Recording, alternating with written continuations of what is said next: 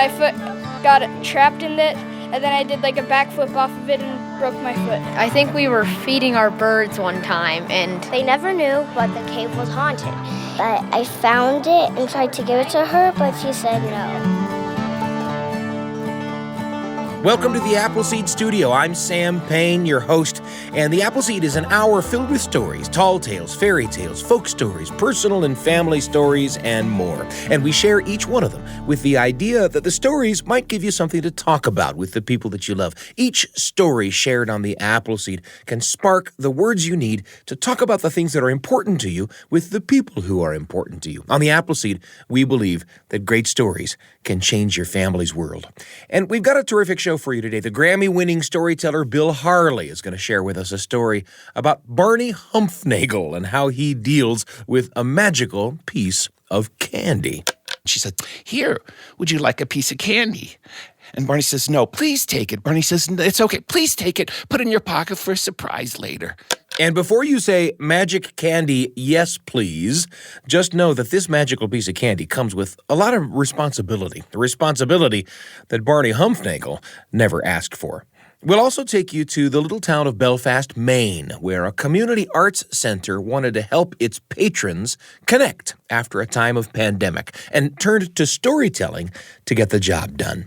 I just wish everybody could sit around a fire and tell a story. That's today on the Appleseed. And before we get to that Bill Harley story, our featured story in this episode of the show, I want to play for you just a little moment from Bill's visit to our studio. We'd been swapping tales about what it's like to be a kid, and this little story came up about what it's like to be a parent. I've always said that Bill Harley knows better than most adults what it feels like to be a kid. Turns out he knows a thing or two about what it's like to be a parent, too.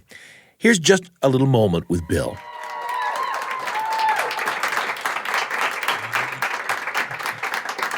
Thank you. I got a story I want to tell you, but first I got a little story in response to Sam's, which is about being a dad. And the first time I let my older son Noah, now he's in his 30s now, I did what I could. The first time we let him take the car out on a date. And I said, "You got to be home by 10:30. He said, "No problem." 10:30 comes, goes, 11 comes and goes, 11:30 comes and goes, 12 comes and goes. This is before this. He doesn't have a cell phone. I'm beside myself. My wife, Debbie's beside herself. She's beside me, too. 12:45, he pulls in. I am livid. I get up. I'm steaming. She says, "What are you going to do?" I said, "I don't know. But I'm going down there now." And I came down the stairs and I stood at the door and he opened up the door and he said, "Dad, I'm sorry." And I said, "I didn't know where you were. I was so worried." And he said, "Dad, I'm so sorry. I'm so sorry."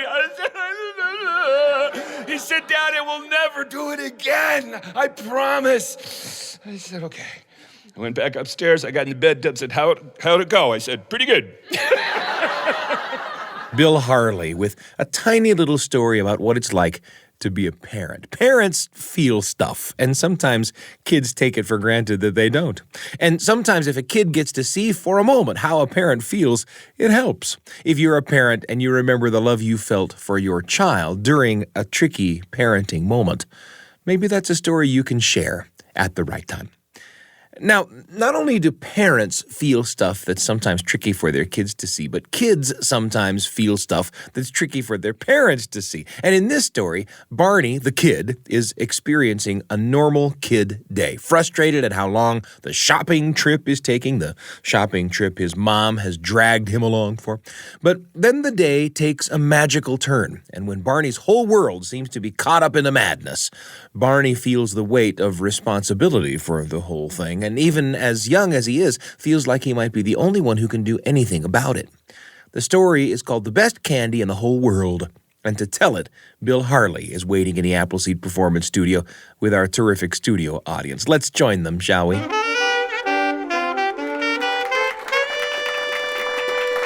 So Barney was in 4th grade. Barney Humphnaegle. Unfortunate name for a kid, but that's the name I gave him. And after school, his mom would pick him up in that circle, you know. They come in the car, and Barney gets in the car, shuts the door, says, "Oh, man, I can't wait to get home. It's been a long day. His mother pulls out the circle in the street. She's driving down the street. She says, okay, but first, oh no, Mom, please. I just have to stop. Oh, Mom, no. At the supermarket, Mom, we go there every day. I have to get some food. Mom, don't be silly. It'll just take a minute. Mom, you have no idea what a minute is. She said, stop it. And they pull in the supermarket. Parking lot, huge supermarket. And his mother says, do you want to go with me? And Barney could never decide which was the best thing to do to hurry his mother. If he should go with her, to push her up and down the aisles, or if he could stay in the car. He was old enough to stay in the car. I had to make the story safe, so don't worry, all right? But just to make her nervous. So he says, she says, oh, come with me. He said, why did you ask? She said, stop it. So they get in there, they get up to the supermarket, and those big doors open up, and they walk in, and Barney walks over to get a little handbasket, and she says, oh, no, honey, I need a card. No, Mom, not the card. Don't get the card. Wait, don't get the car. It'll be here forever. It'll just take a second. 1, let's go. Stop it. And he hates how his mother shops.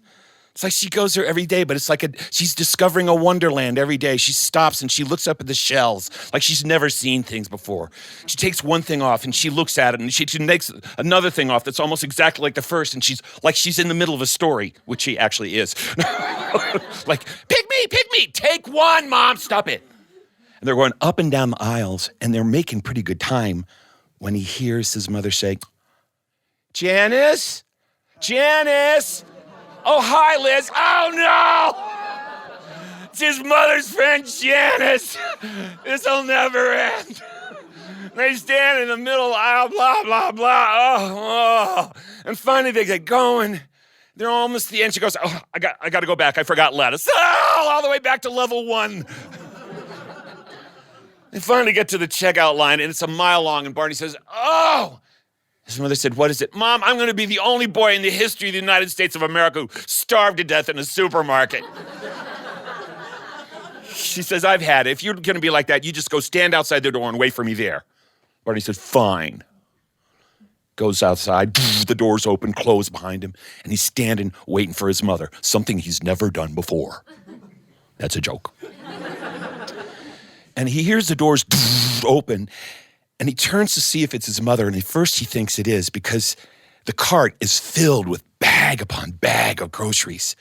But it's not, and he can't believe who's pushing the cart. It's this little old lady. She's just not even 5 feet tall.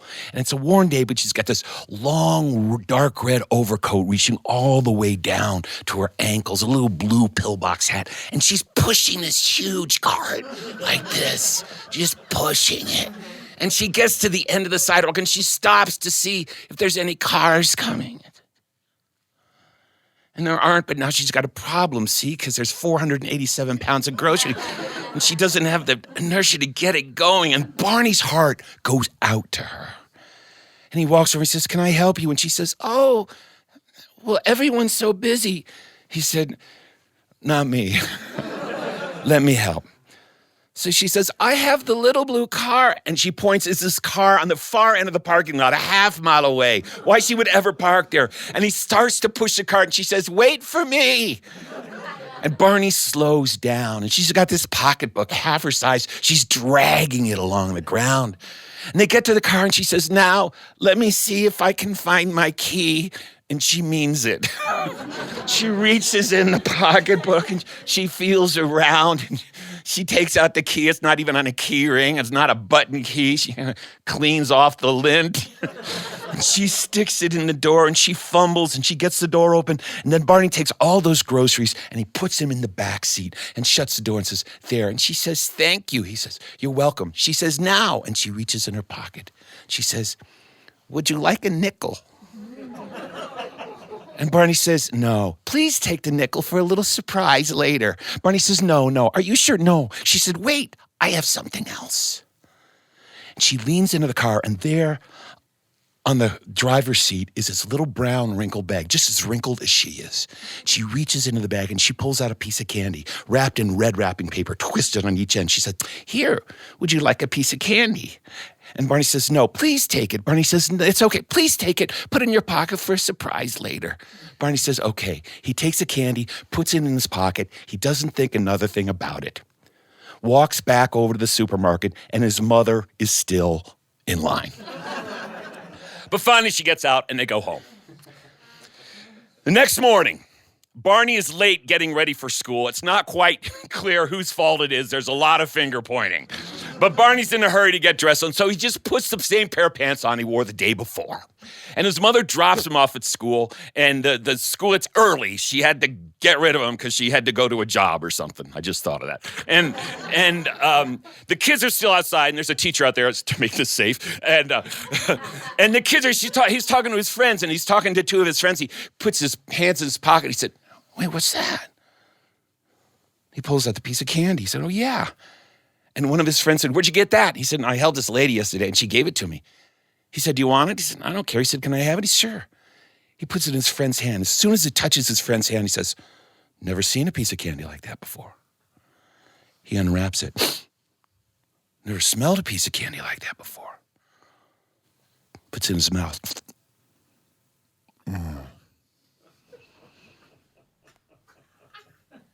Oh my gosh.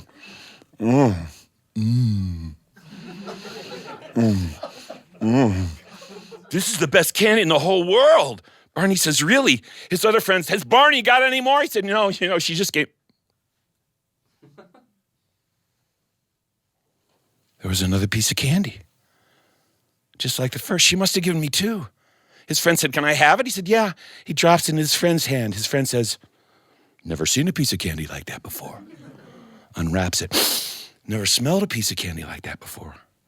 Puts it in his mouth.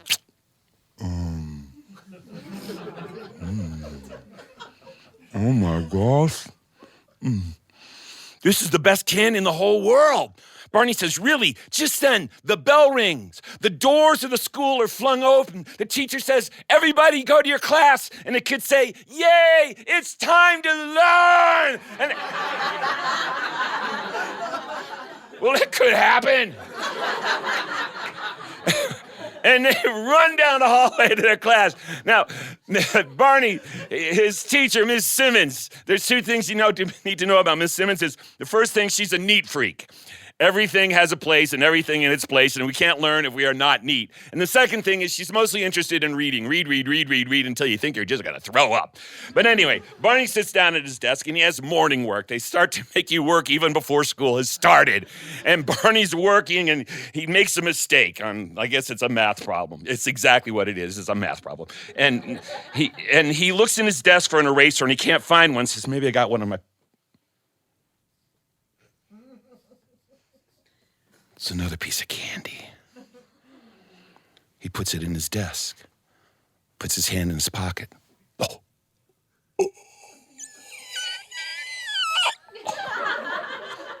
It's another one. It's another one. It's another one. It's another one. Every time he puts his hand in his pocket, there's another piece of candy. He's got about 200 pieces of candy in his desk. Just then, Mrs. Simmons says, class, eyes to the front, eyes on me. We're going to start with reading. Reading's so important. I hope I've told you that before. But before I do, I want to tell you, yesterday after everybody left class, I was walking around. I noticed some of you have messy desks. Honestly, I don't know how you get anything done. So before we do anything, we're going to take 15 minutes. We're going to clean out our desks. I want you to take everything out of those desks. I don't want anything in the desk that does not belong at school. Barney thinks, he's got 200 pieces of candy in his desk. Mrs. Simmons is walking around the room. All the other kids are pulling stuff out of their desk. And Barney's just sitting there with his hands on his desk. And finally, she reaches his desk and she says, Barney. Oh, yeah. Hi, Mrs. Simmons. How are you? I'm fine. Your desk? My desk. Oh, yeah, my desk. This is my desk. That's why I sit here, because it's my desk. She said, we're cleaning them out now. Oh. Yeah, I saw that, and that's a good thing, because some of these kids, Miss Simmons, their desks are disaster areas. She said, Barney, it was your desk. What? Your desk is the disaster. It is? I mean, it is. Yes. I want you to clean it out. No. I mean, yes. I mean, it's so messy. I think I should stay in from recess while you're out there on the playground and I'll clean. I want you to do it now. No, I want you to, do you need some help? No, but before he could stop her, she looks in the desk. She says, what is this candy doing in your desk? He said, I don't know. Did you bring it in from home? No, I don't understand. Neither do I. She said, Barney, he said, I'm sorry, Mrs. Simmons, I can't explain it to you. I had a piece of candy in my pocket, and then there was another piece, and then there's another piece, and I just always have another piece of candy in my pocket. Do you have one now? Yeah, it's just like always one more. Well, can I have it? But then there's going to be one more. Just give it to me. He says, okay. So he reaches in, pulls out another piece of candy, puts it in Mrs. Simmons' hand. She says, Barney, you know we do have some rules. I've never seen a piece of candy like this before. She unwraps it. Never smelled a piece of candy like this before.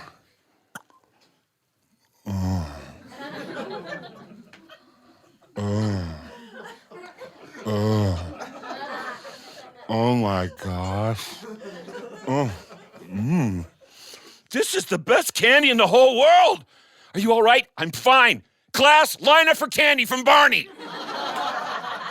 Barney says, Miss Simmons, what about reading? Who cares about reading, Barney? We got candy. Line up. Kids looked at Miss Simmons like there was something wrong with her, but kind of in a good way. They lined up. Give him the candy, Barney, one by one. He reaches in his pocket, gives him a piece of candy. Each kid says, never seen a piece of candy like this. Never smelled a piece of candy like this. Best candy in the whole world. Finally, every kid has a piece. He says, we're all done. She said, good. Time for seconds.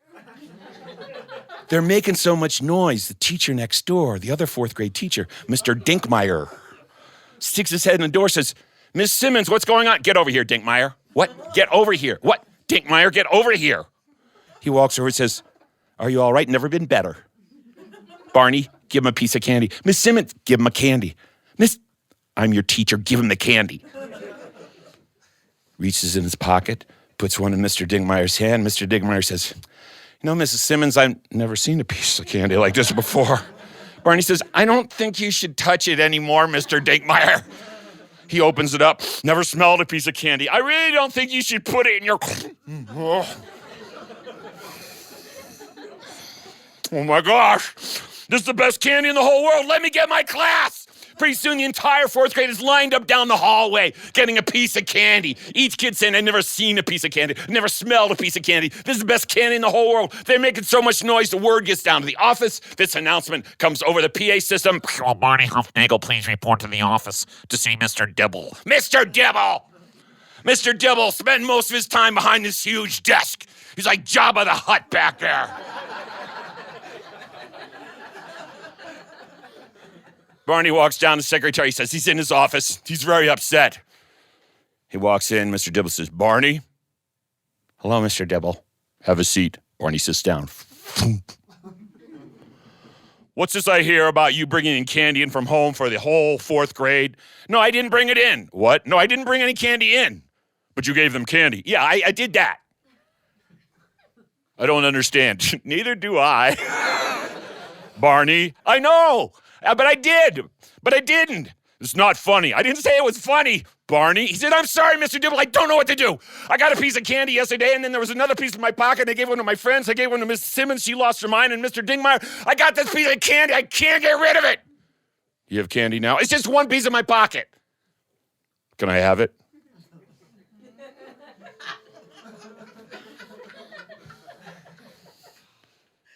Give me the candy, Barney. No. What? No. I'm the principal. I know. That's why you can't have it. Give me the candy, Barney. I'm not messing around. He said, okay, Mr. Dibble, but don't blame me for what is about to happen. He puts it in Mr. Dibble's hand. He said, I'm going to have to call. I've never seen a piece of candy like this. Step away from the candy, Mr. Dibble. I never smelled a piece of candy like this. Don't put it in your... Oh. This is the best candy in the whole world. He runs to the microphone. Attention all staff and students, please report to the office for candy from Barney Humphnaegle. Says, Mr. Dibble, what about the test? I hate the test. Here's this thunderous horde of footsteps. He says, give them the candy, Barney. One by one, the faculty, the teachers, all the staff. He's giving them pieces of candy one by one. Each one of them saying, I've never seen a piece of candy. I've never smelled a piece of candy. This is the best candy in the whole world all day long. There's no morning work. There's no math. There's no reading. There's no gym. There's no lunch. There's no recess. There's nothing but candy all day long. Barney looks up at the clock. It's time to go home, but nobody cares. He sees the buses pulling up in the circle. He sees the parents pulling up in the car, but still no one emerges from the school. They're busy standing in line, getting the candy. And then he sees the parents wondering where their children are, opening the doors of their cars. And Barney thinks, if the parents come in here, it's the end of the world. And he says, I gotta go. No, you don't. Yes, I do. And he leaves the office. He runs out the front door, around the circle. He sees his mother getting out of the car. He says, Mom, back in the car. She said, what? Back in the car. What's going on? You don't want to know. Get in. His mother responds. Quite astounding. She gets in the car. Barney gets in the car. Let's go home. What's going on? I'll tell you later. I just want to go home. They pull out of the circle and they're driving down. Barney says, what a day. I just want to go home. And his mother says, okay, but first. No, I just have to stop. No. At the supermarket. No. And get a few things. No. It'll just take a minute. No! They pull into the parking lot. She says, do you want to go with me? He says, no, I'm staying here to make you nervous. She says, I'll be right back. Barney says, okie doke. He watches her walk across the parking lot. He sees those doors open, close behind her, and he looks at the doors thinking about everything that has happened. He's staring at those doors, and they open, and there she is. With another cart filled with groceries, that little lady. The same coat, the same hat, pushing, and she stops it, and Barney knows what to do. He gets out and runs across the parking lot very carefully because he has learned that grown-ups will gladly drive over children in parking lots to get parking spaces. And this is a safe story. And he gets up to her, he says, hi. She says, oh, you're here. He said, yeah, would you like some help? Are you sure you have time? He said, my mom lives here. She says, I have that. He said, I know where it is.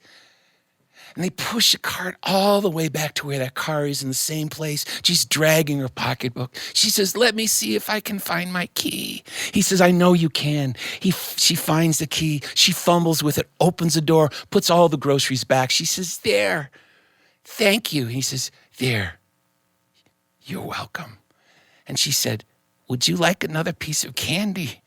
And Barney says, no. Are you sure? No, I don't want any more candy. Do you know what I want? What? I want to give this one back. Would you just take it? You don't want it? No, I've had enough. And he puts it in her hand. And he puts his hand in his pocket. And it's empty. And he says, thank you. And she says, you're welcome. But since you didn't want the candy, maybe you'd like that nickel.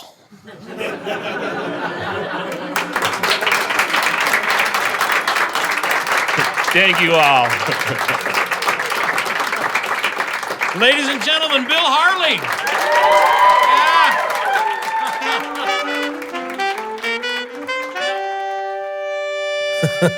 The best candy in the whole world. A hilarious tale told by Bill Harley, recorded live in the Appleseed studio. Have you ever felt like Barney Humphnaegle, like you're the only person who sees how wrong everything is going?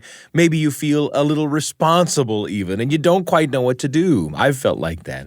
And the thing I love about this story is that when Barney goes back to the old woman to give her back the magical piece of candy that started the madness, he does it with kindness and grace. I hope to be like that, I think. Sometimes when we solve big problems, we're tempted to let our triumph show in a little prideful vindictiveness. When I was a kid, my mom always thought that God was happiest when we were kind to one another. Me, I figure God loves us no matter how we are, but kindness can sure help us get right, can't it? I think about that in the last moments of this story as Barney kindly, softly gives back the candy. I love it. There's a lot more coming up on the Appleseed. In a moment, I'll chat a little more about this story around the desk with Brian and Heather. And in a bit, you'll hear a story about a community arts center at work to bring people together by letting them share stories with one another. I'm Sam Payne.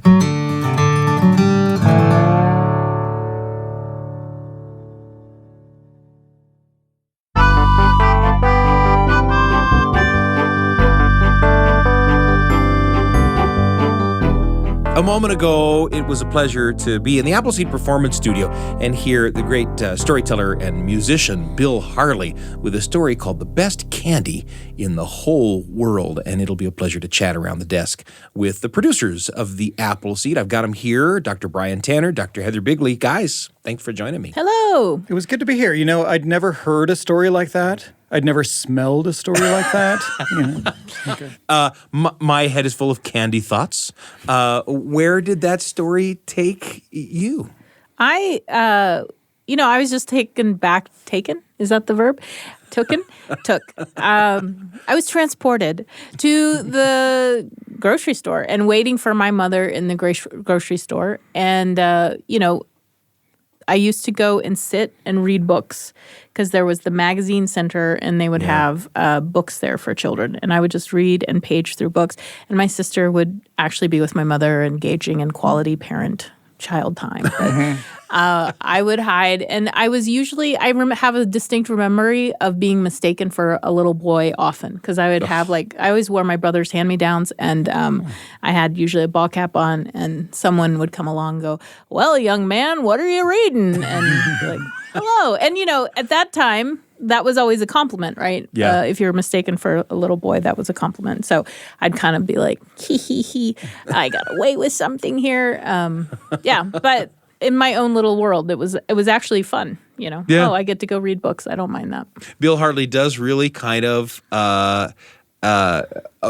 understand what it's like to be a kid dragged along to the supermarket. Yeah. Right? You do get that in the story, don't you? Yeah.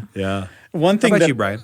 Well, one thing that I thought was fun about this is that Barney Humphnaegle doesn't seem to think of the candy as a blessing like everyone else does. He seems to think of it as a curse. And he never has any. I don't know if he ever has any. He never has any, which is crazy to me. Maybe that's why he's safe from its powers over people. Yeah, that makes sense. But I could kind of relate to that. I was thinking a lot about a treat that I frequently had when I was living in Brazil. You guys might know about it. It's called flan in the Spanish-speaking world, but they have it in Brazil too. They call it pudim there. And it is kind of eggy and custardy, and it's quite labor-intensive to make, and it's got a sweet syrup over it, and a lot of people really like it, but I do not. It is, I just really... Over the course of years of living there, I never developed a taste for it. But when we would go over to people's houses to visit, we'd frequently be having a really good time and visiting. And then, just like in the story, how there are a couple of phrases, the magical phrases that people keep saying, they'd be like, hey guys, you'll never guess what I made. You're going to love it. It's a special occasion. And I just knew in my head when I heard those phrases, oh no, it's poutine.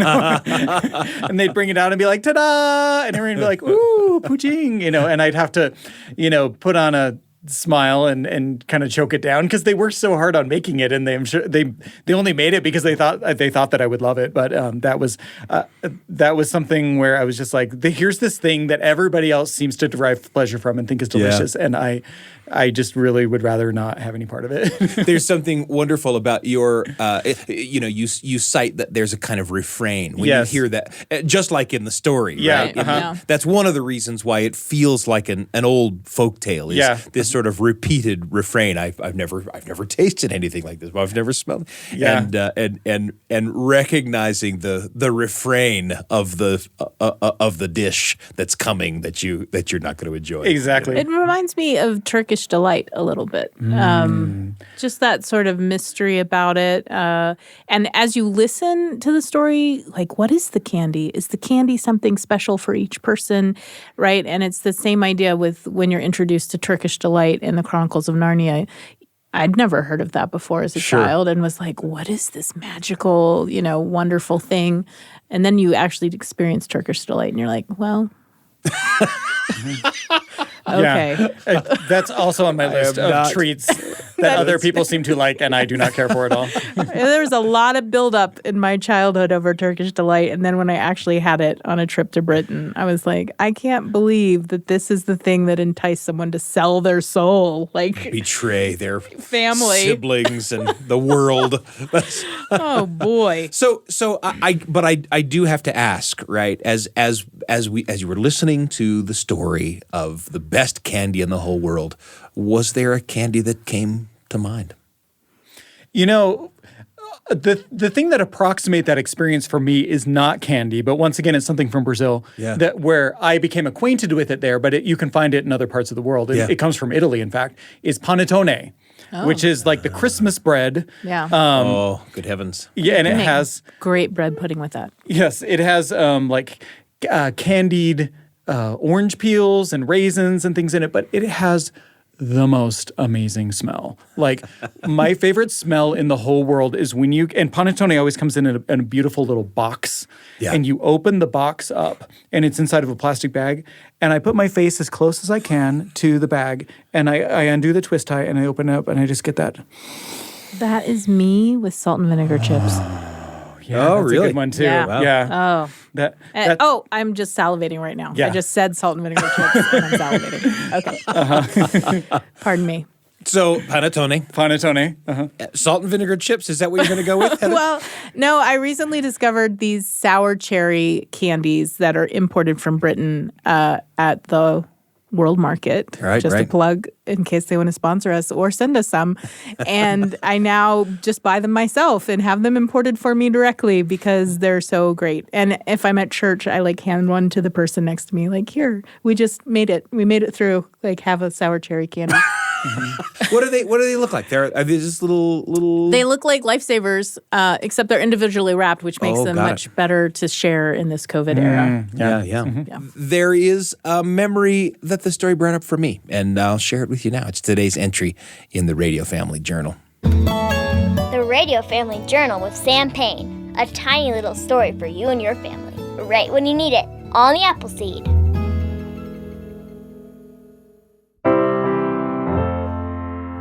I got an allowance of 50 cents a week when I was a kid. The announcement of the allowance came in a family meeting. Those present, my mom, my dad, me, I was, I think, 7 years old, my brother Joe, who was 5, and our tiny brother Dave.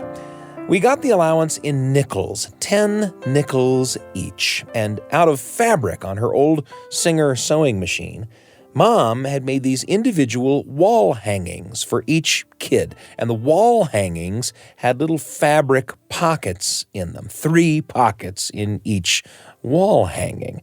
And at this family meeting, we learned that of the 10 nickels we got each week, we were to put 1 nickel into the top pocket. That pocket was our savings. And then we were to put 1 nickel in the middle pocket. That nickel was to be a donation to charity. We were a family that tithed to our church, a nickel a week for us kids. And the remaining 8 nickels would go into the bottom pocket. That was our spending loot. 10% in savings, 10% to charity, 80% in that bottom pocket. It was a fortune. Imagine me, old money bags with a nickel in my pocket pretty much any time you might ask me. And pretty much every day, I knew exactly where I was going to spend my nickel.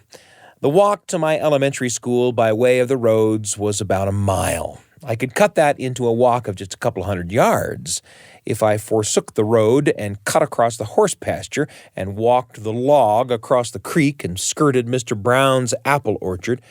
But I usually didn't take the shortcut, not when I had a nickel in my pocket.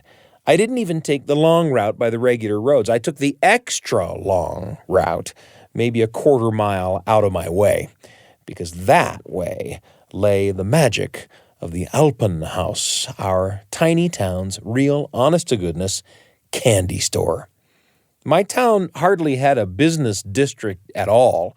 There was a tiny general store, a gas station, and a realtor. That was pretty much it, except for the Alpenhaus, the candy store. It was a wonderland. Big glass jars filled with brightly colored candies, shelf after shelf of them. And my poison was their little fruit sours, each about the size of a gumball and exploding with fruit-flavored sugary sugar and citric acid. A nickel would buy a pocketful, enough to last the 1.25 mile walk back to my house. And I'd walk through the door, well-nourished for a gaze at my little fabric wall hanging, its bottom pocket heavy with more nickels, fuel for dreams of tomorrow's Alpenhaus visit. And if you're counting, you'll know that 8 nickels is even more than enough to spend a nickel a day on fruit sours.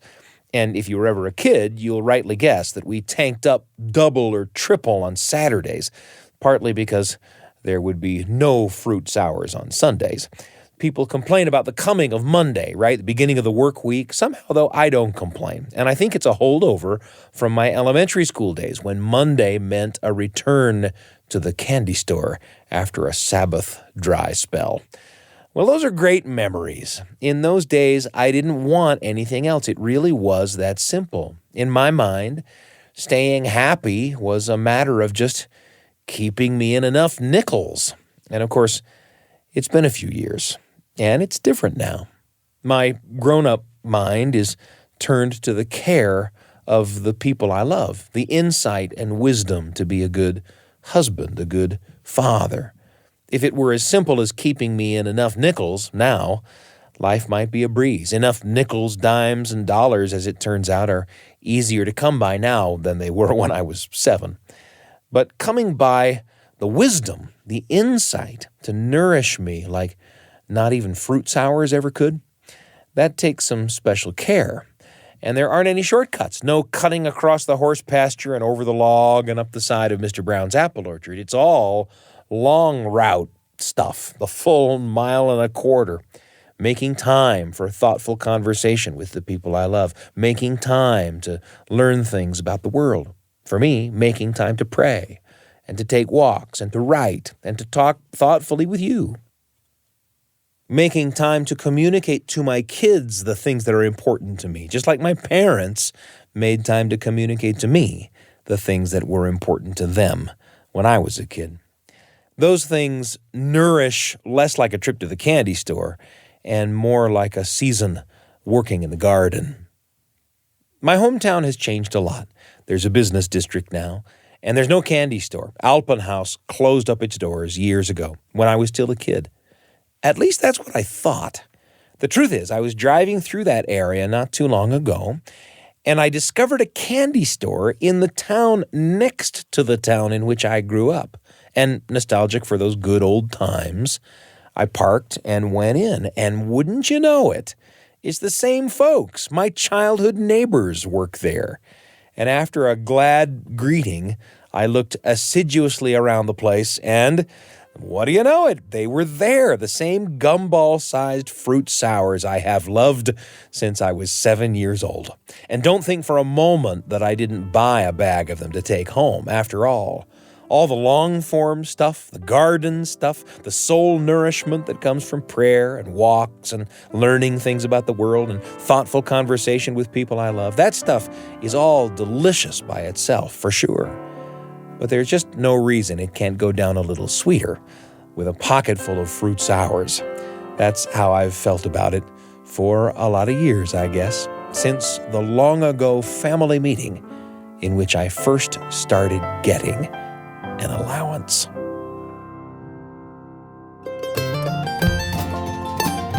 The Radio Family Journal with Sam Payne. A tiny little story for you and your family, right when you need it, on the Appleseed. Thanks for joining us for that entry in the Radio Family Journal. We always hope that the stories that we bring you here on the show spark memories and thoughts for you that you can share with the people that you love. That kind of storytelling can make for memories that last a lifetime, especially if the story is a delicious one. It's been a pleasure to be around the desk talking to Heather Bigley and Brian Tanner, our producers, about that story from Bill Harley, the best candy in the whole world. Guys, thanks so much for joining me. Thank you. Thank you. Let's go eat lunch. Yeah. There's a lot coming up on the Appleseed. I'm Sam Payne.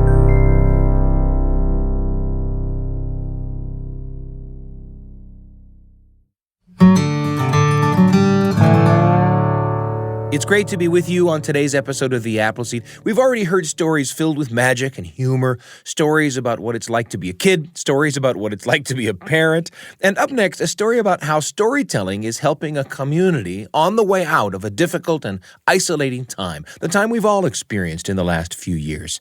Here's the story. I'd like to introduce you to someone. My name's Amy Tingle. I'm the program director at Waterfall Arts in Belfast, Maine. Waterfall Arts in Belfast, Maine is a community arts center. It's housed now in a beautiful old building, but it didn't always have a brick and mortar home. Before Amy's time, the art created by the Waterfall Arts community demonstrated that making art didn't have to depend on having a building to put it in. It's a really interesting space that started out in the woods on a piece of land that was called the Kingdom. And as far as I understand, it's sort of this communal space where artists came and made art and installed art in the woods and put on performances, and all kinds of wild things used to happen out there. And then they bought this building in. It's close to the downtown area of Belfast, so that shaped things a little bit differently. The artists in the Waterfall Arts community liked sharing and creating art so much that they shared and created it even out in the woods before they had a building in which to gather. And that part of the story is really about how dedicated that community is to the kind of things that art can do for people. Exactly. It's still really about curiosity and discovery. It's about process more than product. So, what can you learn about yourself, about the people that you're working with, about the art that you're making, about the world through the art that you're making? The things art can do in a community are best done when the community can interact face-to-face around the art. And Waterfall Arts has developed all kinds of programs for people who want to benefit from making art themselves and seeing the art of others. But those programs all depend on being able to get together. And under normal circumstances, that's no problem at all. But everything changed in 2020 when the world fell under the isolating shadow of COVID-19. It's interesting because we're really just sort of coming out of the haze of COVID, and Waterfall pretty much shut down. We did a little bit of online programming, but the kind of art that we do and the kind of workshops that we put on, they weren't going to do well online. The COVID era was tough on Waterfall Arts, like it was on a lot of organizations, on a lot of people, but they limped through. And as 2021 came on and vaccines became widely available and infection rates dropped and the world started to get back to some kind of normal, it seemed to Amy that Waterfall Arts needed some kind of event to bring people back together. And as Amy thought about that, a memory came to her. It was kind of a tough memory. In the family of a close friend in 2020, a son had died. Taken his own life, in fact. It was one of the many, many tragedies of the pandemic. And prior to his death, this young man had talked with his mom in the throes of feeling isolated, cut off from his fellow humans.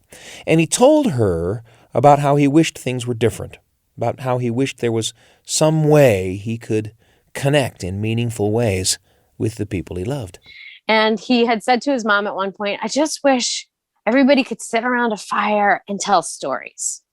And it's just stayed in my mind. It's just been in my mind. And I thought, is there a way? I would love to be a part of that kind of a conversation, and not a conversation where we're saying, let's sit down and talk about the hard things, but one where we're saying to each other, this is who I am. I just wish everybody could sit around a fire and tell stories. That simple wish, the sincere words of a family friend, gave Amy the idea she was looking for. With the help of other Waterfall Arts community members, Amy instituted a program that would allow people to do just that, come and sit around a fire and tell stories. It seemed like a way to get people together, old friends and new friends, to provide support and camaraderie and communion between folks who had felt isolated for so long. Well, they called the idea Fireside Chats, an event title that has some history. In the dark days of the Depression, Franklin Delano Roosevelt, President of the United States, had engaged in a weekly radio chat with anyone in America who wanted to listen, which was pretty much everybody. Those radio broadcasts, full of straight talk and also full of courage and comfort for an America in an extended crisis, were famously called Fireside Chats. And on a cold Maine night in December, Waterfall Arts had its first Fireside Chats gathering. There was a fire pit and hot cocoa, and in a small community like Amy's, it was easy to spot. And then there were just random people who showed up because, oh, this is cool. Let me check this out. Like, why is there a fire on the lawn of Waterfall Arts? I met people that I haven't ever met before or seen before. So people who didn't even know what the event was were drawn to the atmosphere that Waterfall Arts had created. I think everybody was so relieved that there was an event that they could get together, and they felt like it was safe enough. Once the people were gathered, it was time for the real magic to happen, the magic of storytelling. One person shared a story, and then another, and then another. I think when you hear something that reminds you of something inside yourself, like maybe a memory that you hadn't even thought of in years, and by hearing somebody else's story, it kind of poked the bear or made you remember. There's something special that happens when we hear stories from people around us that brings our own stories to light. Stories and memories that we perhaps hadn't thought of in months or even years. And there were a few people, I think, who told stories they hadn't told before or didn't think they were going to tell. The Fireside Chats event worked a lot of magic in that first December night.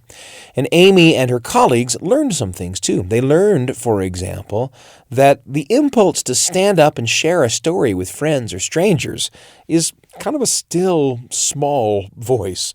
You know how people say that public speaking is one of the primary fears that a lot of people have? Well, it's true. And the voice inside you telling you to be afraid can sometimes be a lot louder than the still small voice that reassures you that it's okay to share your story. And if there are any obstacles at all, you might just never share. Have you ever felt that way? Like you want to share something, but then you wind up not sharing because of some tiny thing. Someone else in the group says something, or the timer on the microwave goes off, or somebody sneezes, and amid the sneeze and the bless you, the moment passes and you don't share after all. It's happened to me, for sure. And at this Fireside Chats event, all people had to do to share a story was stand up at the microphone that Waterfall Arts had placed on a stand near the fire. That was it. But when it comes to sharing stories from your heart, that little obstacle, the obstacle of standing up and stepping up to a microphone, well, it's a little thing, but it was too much. And some people who might have shared didn't.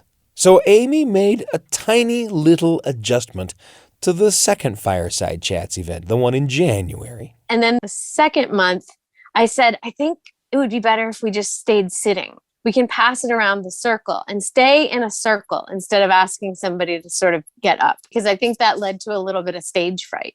And we kept the mic in the circle and more stories were told, and people felt a lot less intimidated to tell their story. Well, that small act made all the difference. And I like that part of the story because it says two things. First, while sharing from your heart is important and useful and healing and unifying, it's also hard. And a tiny thing can kind of scare it off. That's important to remember. And second, Amy was sensitive to that. And in her mind was the idea, how can we make sharing even easier here? How can we make this an even safer place? And in answering that question, no idea was too small And what do you know? It worked.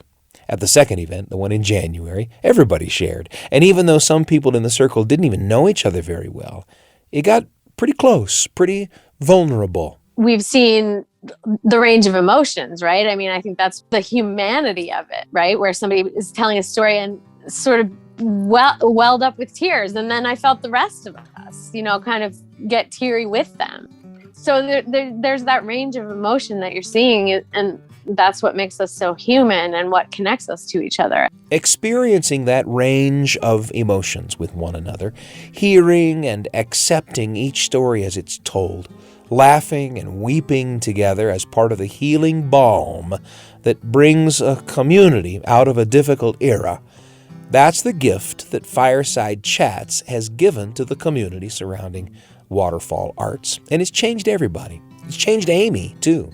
And she reflects on the experience and what it has helped her to feel and to become. But what I will say is there's a way that maybe there's been a shift in how often I am vulnerable, maybe. And I think that is an important piece that's happened maybe because of Fireside Chats. Like the impulse to be vulnerable more often, because I've seen how it can work in one arena, and to be tender with another person. I think that's the way that we can connect with somebody else. And if we can make our feelings known, then we can express our ideas more clearly. And it's not even so much about getting along. It's just about being known to someone else. Storytelling can shape us when we tell stories and when we hear them too.